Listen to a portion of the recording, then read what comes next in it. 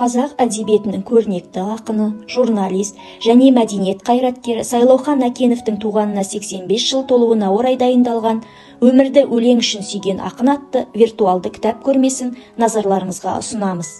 Оның шығармашылығы туған жерге деген махаббат, адамның ішкі дүниесі, өмірдің әр сәтін өлеңге айналдыру идеясына негізделген. Сайлаухан Әкенов 1940 жылы 25 маусымда Қарағанды облысы Жаңарқа ауданы Өркендеу ауылында туған. 1963 жылы Казмудың филология факультетін аяқтаған. 1977 жылы жазушы баспасынан Құдіретті қолдар, 2000 жылы Жұмақтың жолы жыр жинақтары жарық көрген. Жезқазғанға 50 жыл күміс медалінің иегері. КСРО журналистер одағының құрмет грамотасымен, Қазақ ССР телевизиялық және радио хабары жөніндегі мемлекеттік комитетінің құрмет грамотасымен, Қазақстан журналистер одағының, халық депутаттары, облыстық кеңесінің, Жезқазған қалалық мәдениет бөлімінің құрмет грамоталарымен марапатталған. Сайлаухан Әкенов поэзиялық жолын ерте бастан бастап туған жеріне, халқына деген сүйіспеншілікпен өрнектеді. Оның өлеңдері қарапайым да әсерлі тілмен жазылған. Адамның ішкі сезімі мен табиғат көрінісі үйлесімді суреттелген.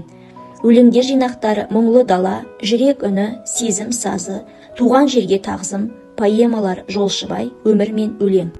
Сайлаухан Әкеновтың «Бозторғайы жанымның» атты кітабына тоқтала кететін болсақ, талантты ақын бұл кітабында оның бұрынғы жинақтарында жарияланбаған туындылары, өзінің қолжазбалары мен мерзімді баспасөз беттерінде жарық көрген шығармалары бойынша ұсынылып отыр. Өлең жырларда ақынның алғаусыз сезімдері, адам мен заман жайындағы толғаныс тебіреністері шынайы жырланады. Құдіретті қолдар атты Сайлаухан Әкеновтің алғашқы кітабына қазақ ақыны, Қазақстанның халық жазушысы Тұманбай Молдағалиевтің айтқан пікірі мен тілегі. Сайлаухан Әкенов өлең жазу үшін туған перзент. Бірақ оның жанындағы әдеби байлығының, поэзия байлығының қанша екенін мен болжам айта алмаймын.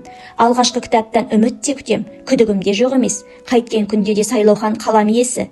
Жезқазғанды жырлайды Сайлаухан, туған жерді жастықты жырлайды. Кейде өзінен бұрынғы ақындардың сарынынан шыға алмай жатса, кейде өз даусымен өз жүрегінің сәулелерін қағазға түсіреді. Өнер жолында жиі-жиі ұшыраса берейік Сайлаухан. Сенің келесі кітабыңды да тезірек оқысам деген көңіл тілегін жасыра алмаймын. Жолың болсын, бауырым. Сайлаухан Әкенов қазақ әдебиетінің дара тұлғасы. Туған жерге, халқына деген сүйіспеншілігін шығармашылығымен жеткізген ақын. Оның өлеңдері қазақ поэзиясында мәңгі із қалдырған.